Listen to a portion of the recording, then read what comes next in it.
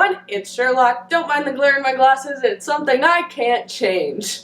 So today I'm going to be doing a video, and it's a thing that I'm going to be doing. It's called Comic Book versus Hollywood Counterparts, and I'm probably going to come up with a different name for it. It's probably just going to be Comic versus Hollywood because I can't think of anything else. This is all I've got right now. So the comic series that I'm going to be doing today is Doctor Strange.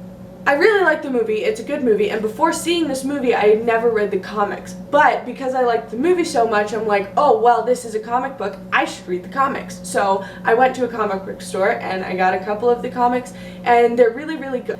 Now I haven't read all of them because there's too many to read if I want to do this video. It's going to take so long to make this video then, but I did a lot of summary reading online and I did a lot of looking into the comics, and I think I got the gist of how Doctor Strange acts and reacts to things and all of the characters and everything. So the way the characters look, it's very, very similar.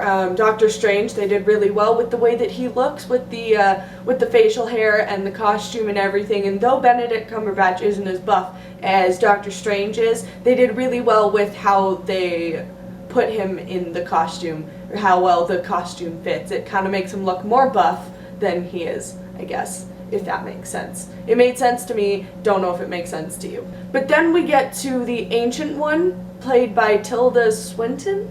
Yeah, Tilda Swinton. And I feel like they could have done a lot better with that character, just the way that the character looks.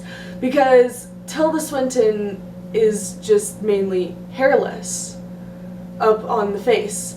And the Ancient One in the comics has a lot of facial hair, or well, not a lot, but a lot of facial hair in this area, and then big bushy eyebrows. And I feel like since it's 2016, we can get some wigs for your eyebrows. So, I mean, I feel like they could have done a lot better with the look of that character, but that's just me.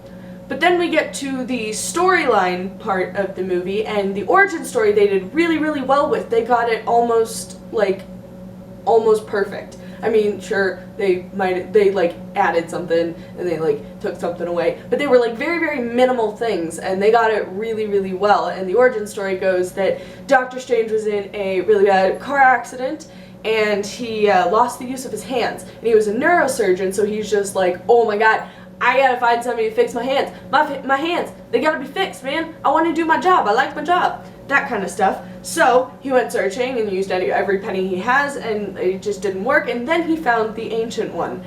And so after the whole origin story and everything, Marvel kind of went off on their own little Doctor Strange story, and that's not a problem. I feel like that's a good idea, because if you were to choose one comic to do the movie on, then some people would get mad that you didn't choose a different comic that would have fit better for movies, and some people would be, glad that you chose that comic, but it would have all over just turned into a giant war, and nobody wants that. So it's a good thing that they went off and did their own little story. It's really cool that they did, and I like how they did it.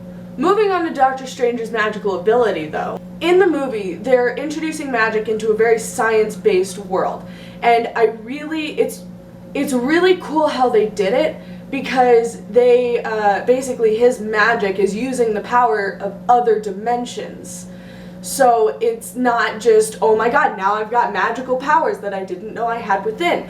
But now it's like science. It's a science-based magic, and that's refreshing.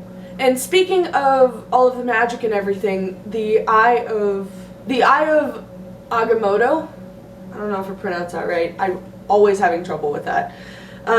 His medallion, his stone there, right there, on his cape. It was completely redone from the comics and the movies, and while it's not necessarily a bad thing, the stone in the comics did kind of whatever Stan Lee wanted it to do to move the plot along.